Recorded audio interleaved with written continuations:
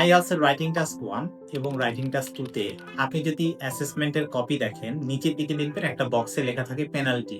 আসলে এক্সামিনাররা কখন পেনাল্টি দেয়? টাস্ক 1 এ যদি আপনি 140 ওয়ার্ডের কম লেখেন, তো ওখান থেকে পেনাল্টি শুরু হয়।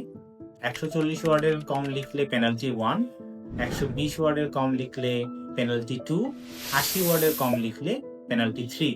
একইভাবে টাস্ক 2 এর ক্ষেত্রে 240 ওয়ার্ডের কম লিখলে পেনাল্টি 1, 220 ওয়ার্ডের কম লিখলে পেনাল্টি 2 এবং 180 ওয়ার্ডের কম লিখলে পেনাল্টি 3।